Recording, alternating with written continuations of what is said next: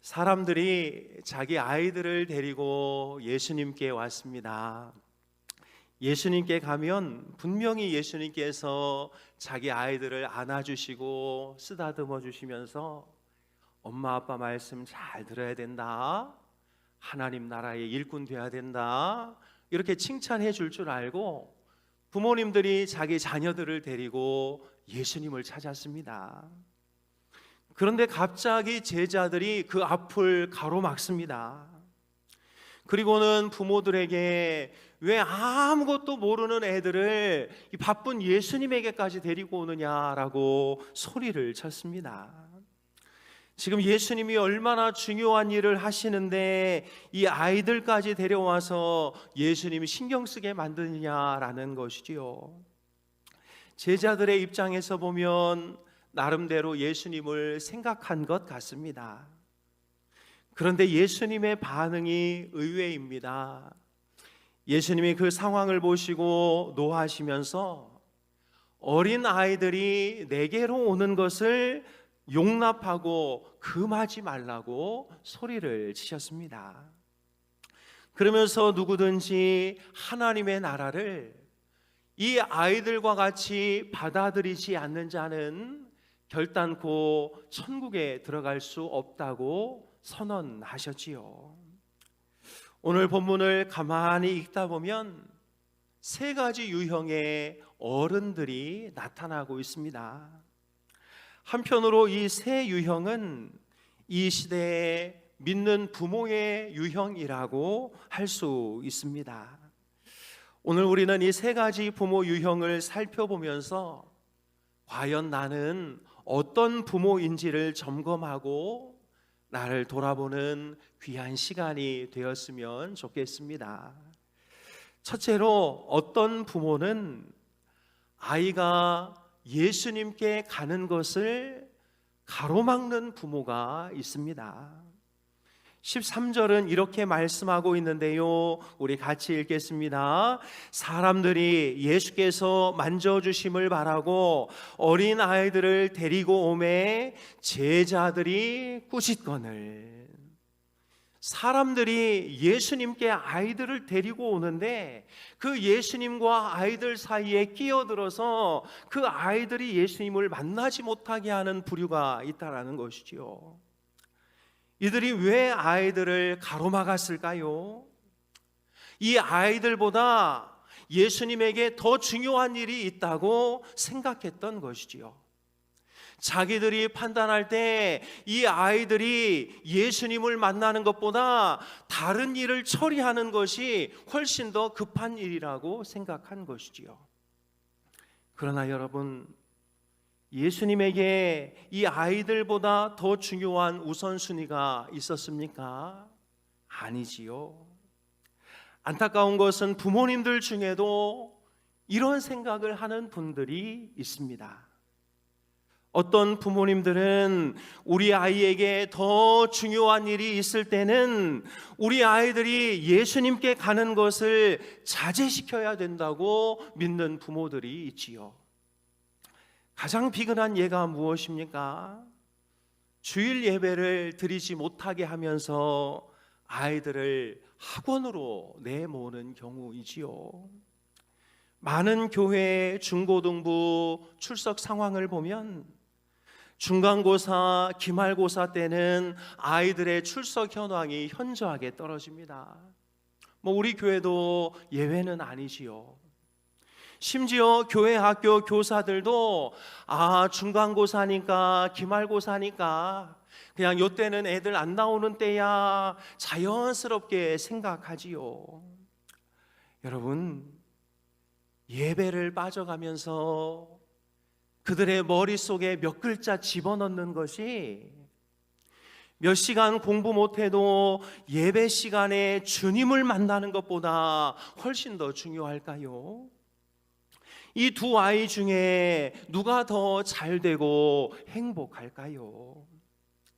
누가 행복하고 누가 인생의 가치를 더 알고 누가 삶의 은혜를 발견하면서 풍요로운 삶을 살 수 있을까요? 여러분, 보나 마나입니다. 한 권사님 아들이 공부를 특별히 잘했다고 합니다. 중학교에도 늘 탑이었고 이제 고등학교에도 늘 탑이었는데 아이가 참 똑똑하고 또 바라서 신앙생활도 열심히 하고 있었습니다. 그런데 어느 날 이 권사님이 아이가 고3이 되면서 이렇게 말했습니다. 야, 올해만 공부 바짝 해서 네가 원하는 그 학교 가자. 예배는요, 예배는 영상으로 드려도 되고 또 하나님 이해해 주실 거야. 처음에는 이 아이가 마음이 불편했지만 어머님의 말을 따라 그렇게 하기로 하였습니다. 그리고 1년 뒤에 우리나라에서 가장 좋은 학교에 합격을 하였지요. 그러자 부모님이 말합니다. 잘했다. 이제 대예배도 가고 청년부 예배도 가자. 그러자 대학에 들어간 아이가 MT다 연수다 하면서 교회를 가지 않는 것입니다. 그러자 부모가 다그칩니다. 이제 대학도 갔는데 왜 교회를 안 나가니? 교회 가야지. 그러자 이 아이는 차일 피일 미루면서 20대 30대가 될 때까지 교회를 찾지 않는다는 하소연을 들은 적이 있습니다. 왜 그럴까요? 여러분, 이것이 신앙을 잠깐 보류하고 미뤄놓은 것일까요? 아이는 그 시간에 하나의 원칙을 배운 것입니다. 중요한 게 있으면 예배 따위는 뒤로 젖혀도 아무 상관없는 거야. 이 아이는 부모의 행동에서 세상에는 예배보다 중요한 것이 훨씬 더 많다는 것을 배우게 된 것이지요. 사랑하는 여러분, 우리 현돌의 부모님들은 아이의 믿음을 가로막고 아이들이 예수님을 만나지 못하도록 금하고 아이들이 예수님과 가까워지려면 그것을 겁내하는 이런 부모가 있어서는 안 될 줄로 믿습니다.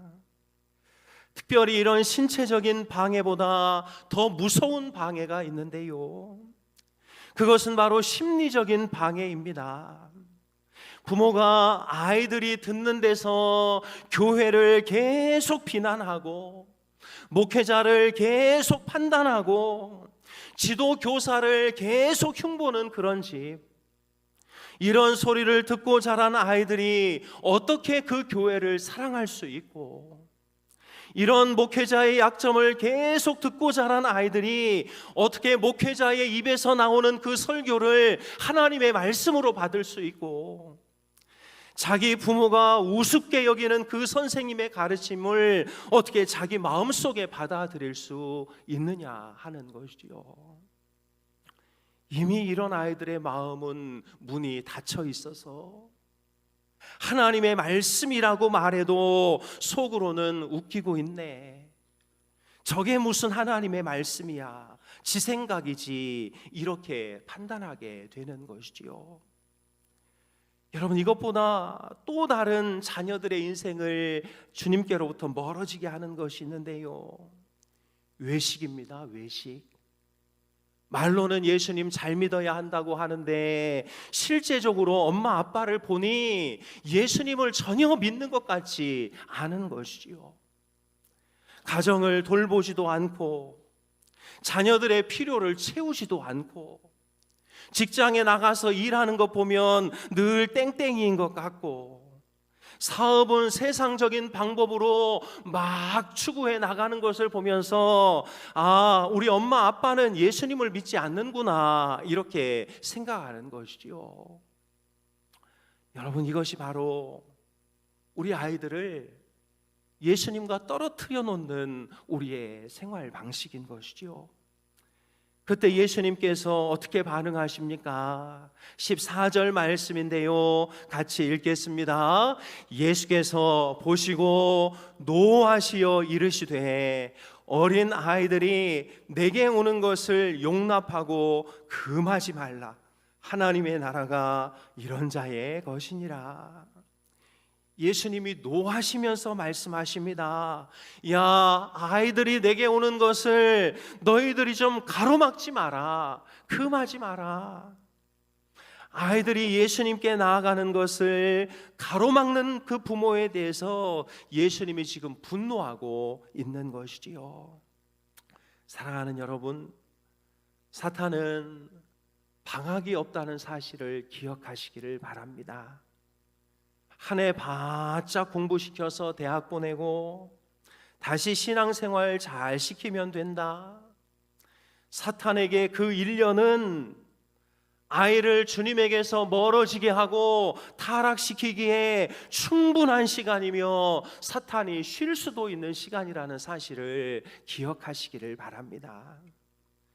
이미 자녀들이 커서 이제 우리 아이들 너무 커서 이제 손주 손녀를 보신 분들은 우리 자식들이 손주 손녀를 어떻게 키우는지를 잘 체크하셔야 하고요. 애들이 공부시킨다고 주일 예배 안 보내면 그래도 아이들 예배 드리도록 해야지, 잘 지도해주는 그런 우리 권사님 장로님들 되시기 바라고, 또 아직 결혼을 하지 않았거나 이제 결혼하여 아이를 낳게 되는 부모님들이 계실 텐데 그 아이들 머리에 공부 몇 자 집어넣는 게 중요한 게 아니라 하나님 만나게 하고 하나님이 좋은 분이라는 것을 일깨워 주는 것이 그들의 인생의 토양을 만드는 매우 중요한 사건이라는 사실을 꼭 기억하셔서 지난주 우리 들었던 말씀처럼 그냥 몸은 여기 와 있는데 우리의 가치관은 꼭 세상의 가치관으로 이렇게 매여 있는 그런 성도들이 되지 않기를 주님의 이름으로 축복합니다. 우리 옆에 분들하고 이렇게 인사하겠습니다. 예수님께 가는 우리 아이들 가로막지 맙시다. 인사하겠습니다. 예수님께 가는 아이들 가로막지 맙시다. 네. 혹여나 우리 아이들 지금 예수님이 나오지 못하고 있다면 자책하실 필요는 없습니다. 이제 더 기도하면서 그 아이들 잘 이끌어 주시면 생각지도 않은 때에 하나님께서 그 아이들을 주님의 품으로 인도해 주실 줄로 믿습니다. 둘째로, 어떤 부모는 아이가 예수님께 가도록 적극적으로 밀어주는 부모가 있습니다. 13절 전반절 말씀인데요, 같이 읽습니다. 사람들이 예수께 만져주심을 바라고 어린 아이들을 데리고 오매. 본문에 나온 부모들은 아이들이 어떻게 하면 예수님을 좀 가까이에서 만날 수 있을까, 그런 마음으로 아이들을 데리고 나왔지요. 여기서 만져주시기를 바라고 할 때 이 만지다라는 단어는 예수님이 접촉해 주시는 것을 말하는데요, 성경을 쭉 살펴보면 예수님이 접촉하는 그 다음에는 어떤 일들이 벌어졌냐면 회복되고 치료되는 역사들이 나타났습니다. 근데 무슨 말인가요? 예수님, 저는 예수님을 좀 늦게 만났어도 이 아이들은 좀 예수님이 접촉해 주셔서 혹여나 상처가 있다면 좀 치료해 주시고, 마음에 아픔이 있다면 예수님이 좀 회복시켜 주시고, 이 아이는 나보다는 더 예수님을 잘 믿는 아이가 되게 해 주십시오라는 갈망이 이 부모들에게 있었던 것이지요. 여러분, 자녀들을 기르다 보면 아이들에게 미안한 것이 얼마나 많습니까?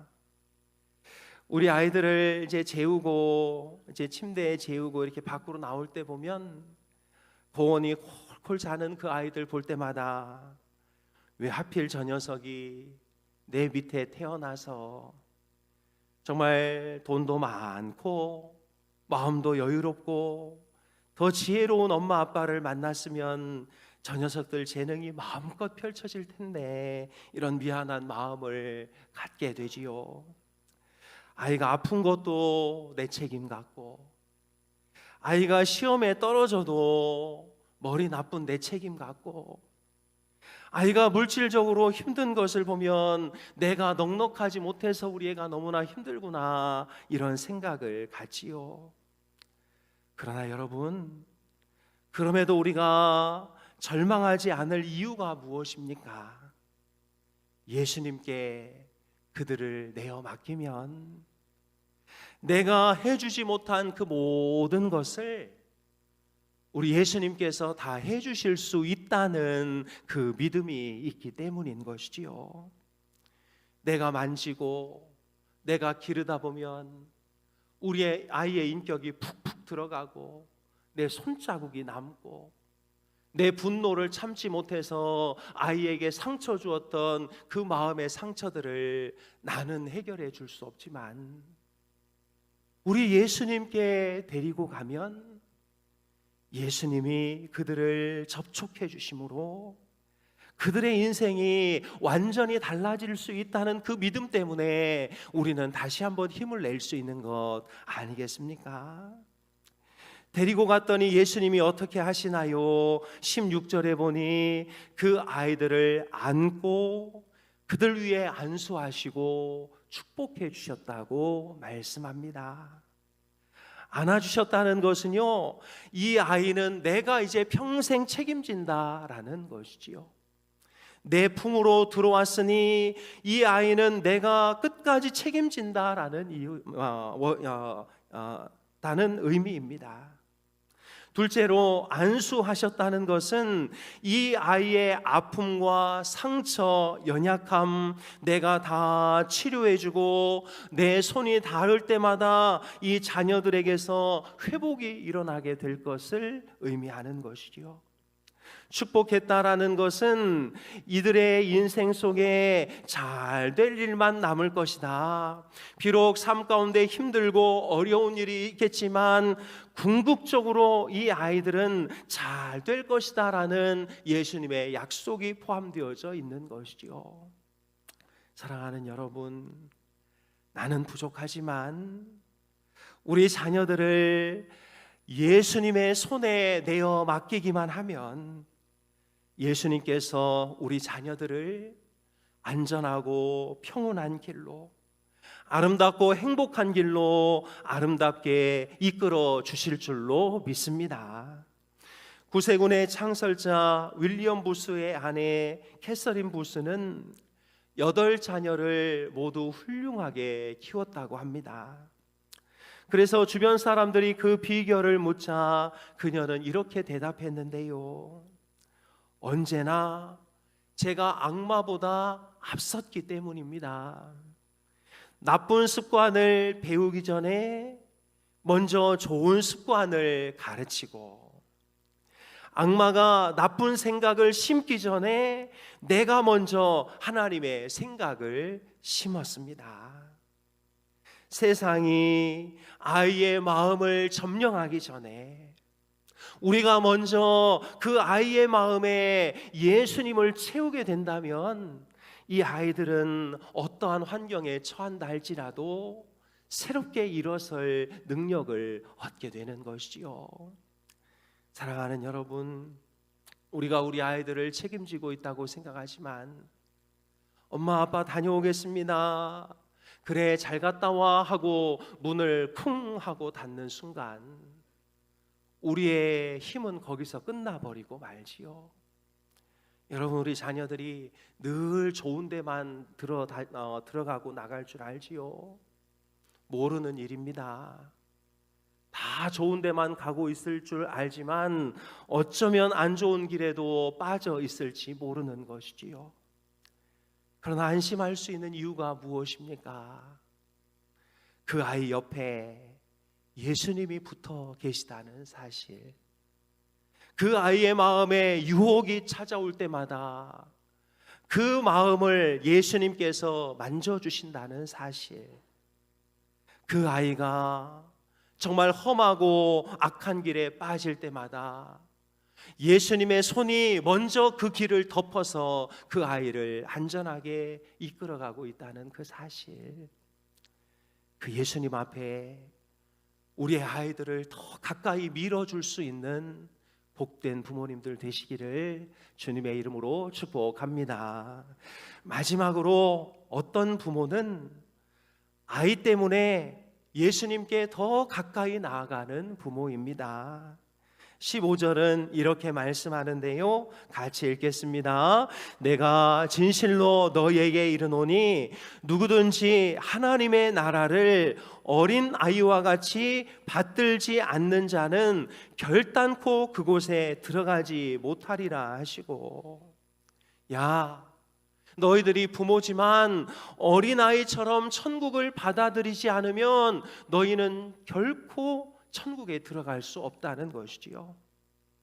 어린아이들의 상태, 그들의 상황을 살펴서 하나님이 저 모습을 기뻐하시겠구나 라는 것을 깨닫고, 그 아이가 하나님 앞에 바로 서 있는 모습을 나에게 적용하는 부모, 그 부모를 하나님이 기뻐하신다는 것이지요. 사랑하는 여러분, 사실 아이는 어른의 스승인 줄로 믿습니다. 아이를 통해 배울 수 있는 부모가 하나님께서 기뻐하시는 부모인 것이지요. 한 아버지가 삶의 큰 시련을 겪고 거실에서 고개를 숙인 채 낙담하면서 하나님께 기도하고 있었습니다.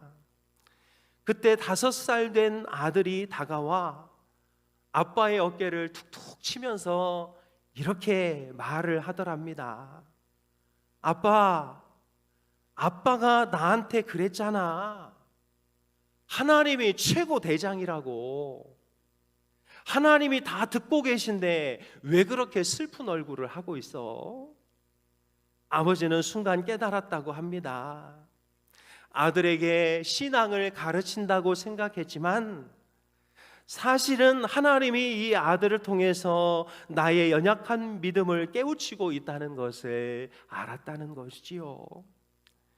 자녀는 부모를 훈계하기 위해 부모는 자녀를 훈계하기 위해 온 존재가 아니라 어린아이와 같은 이 아이들을 통해서 더 순수한 믿음을 배우려고 그 아이의 엄마 아빠가 된 것이지요.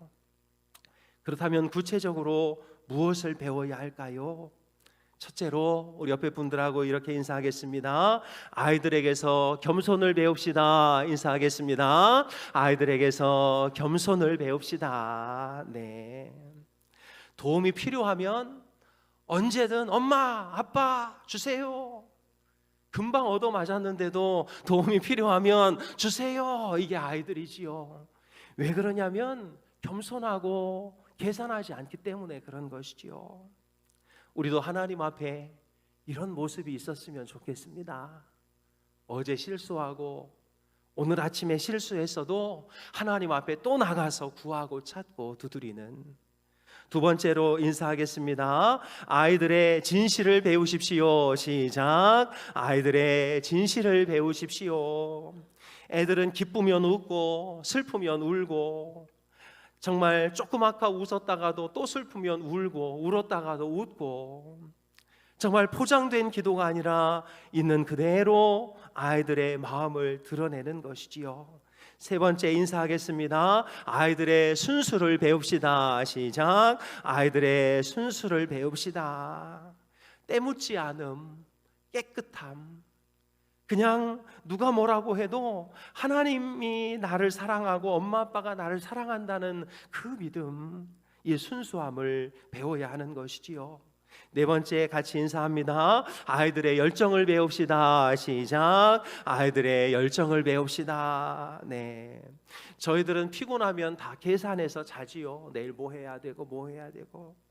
근데 우리 애들은 재밌으면 밤새서 놀고 또 놀고 피곤한 줄 모르고, 정말 어떤 일을 잡으면 그 일에 몰두하는 열정들이 있지요. 이런 열정을 우리가 우리 자녀들로부터 배워야 하는 것이지요. 말씀을 정리합니다. 오늘 우리는 3명의 어른 앞에 서 있었습니다. 그리고 결국 그 모습은 내가 그 셋 중에 하나에 속해져 있는 나의 모습, 부모된 나의 모습이었습니다. 혹여나 바쁘다는 이유로, 더 중요한 일이 있다는 이유로 아이가 예수님께 가는 것을 가로막고 있었던 부모는 아닌가요? 아니면 오늘도 아이의 손을 붙들고 예배당에 나와 네가 예수님을 더 만나야 된다고 계속 밀어주는 부모인가요? 아니면 아이의 겸손한 앞에, 순수함 앞에 나 자신을 돌아보며 내가 더 예수님께 가까워지고 있는 그런 부모인가요? 간절히 바라기는 우리 울산 힌돌교회 모든 부모님들은, 첫 번째 부모님들은 한 분도 안 계실 줄로 믿습니다. 앞으로도 이런 부모님들은 우리 교회에 생기지 않을 줄로 믿습니다. 나는 비록 중간에 믿었고, 나는 비록 예수님을 잘 못 믿었지만 우리 아이들만은 예수님을 잘 믿도록 해줘야지. 화나고 감정이 올라오는 일이 있어도 내가 예수 믿는 부모로서 우리 아이들을 노엽게 하지 말아야지. 내 모습을 보면서 우리 아이들이 혼란스러워진다면 내가 참아야지. 이런 부모가 되어주시기를 부탁드립니다. 부모의 사명은 자녀를 세상의 그 성공의 사다리로 위로 밀어 올리는 것이 우리의 사명이 아니라 하나님의 은혜의 보좌 앞으로 그를 데려가는 것이 우리의 사명인 줄로 믿습니다. 우리 앞길에 그들의 인생을 가로막는 벽이 되지 아니하고 하나님 앞으로 곧바로 나아가게 하는 통로가 되는 우리 모두가 될 수 있기를 주님의 이름으로 축복합니다. 기도하겠습니다. 하나님 아버지, 우리에게 귀한 자녀들을 주셔서 감사합니다. 하나님, 자녀들을 기르다 보니 이런저런 아픈 일들도 있고 어려운 일들도 있고 또 감당하기 힘든 여러 가지 많은 일들도 있지만 하나님께서 그 자녀들을 우리에게 맡기신 이유는 그 어떤 부모보다 우리에게 잘 맞기 때문에, 또 그를 믿음으로 잘 키우기를 원하시기 때문에 이 아이들을 우리에게 맡겨주신 줄로 믿습니다. 하나님, 저희들은 연약하고 나약하여 아이들의 인생에 상처를 주고 아픔을 줄 수밖에 없는 존재이지만 이들이 예수님 앞에 더 가까이 간다면 저희들이 부족해서 준 상처조차도 하나님께서 그것을 강점으로 정말 별로 만들어 주실 줄로 믿습니다. 어떤 일이 있어도 아이들이 주님 앞에 나아가는 것을 가로막지 않게 도와주시고 더 밀어 우리 아이들이 예수님을 만나게 하는 그런 부모가 될 수 있도록 도와주옵소서. 벽이 되지 않게 하시고 통로가 되어주게 하여 주옵소서. 엄마 아빠가 나를 정말 사랑했구나. 그러나 상황과 환경이 안 되어 나에게 못해준 것이 있었구나. 그래도 나는 엄마 아빠가 믿는 그 하나님 잘 믿어야 되겠구나 라는 그런 마음이 우리 아이들의 마음속에 잘 심겨지도록 도와주옵소서. 우리 아이들에게 노엽게 하지 않는 은혜를 허락해 주시고 아이들에게 분노의 마음을 심지 않게 도와주시고 정말 부모의 외식 때문에 아이들이 혼란스러워하지 않도록 은혜를 베풀어 주옵소서.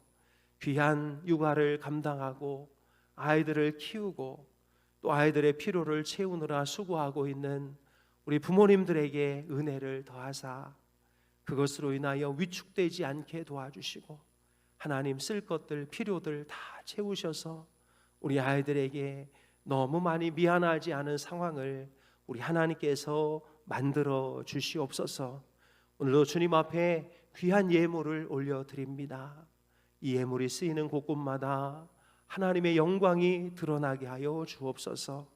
마음 담아 드리는 물질 하나님 기뻐 받아 주시고 생명을 살리고 하나님의 나라를 확장시키는 귀한 도구가 되게 하여 주옵소서. 단 한 푼도 헛되이 쓰여지지 않게 도와주시고 방어동과 울산 동구를 책임지는 우리 울산 힌돌교회가 될 수 있도록 도와주옵소서. 자녀들의 건강을 지켜주시고 군문에 나가 있는 자녀들 외국에 나가 있는 자녀들 안전을 지켜주시고 신혼부부들에게 은혜를 더하사 태의 문을 열어 주옵소서. 우리 귀한 어린 아기들 어릴 적부터 하나님을 더 사랑할 수 있도록 도와주시고 우리 귀한 어르신들 건강 붙잡아 주시고 환우들에게 치유의 은혜를 부어 주옵소서. 예수님의 이름으로 기도하옵나이다. 아멘.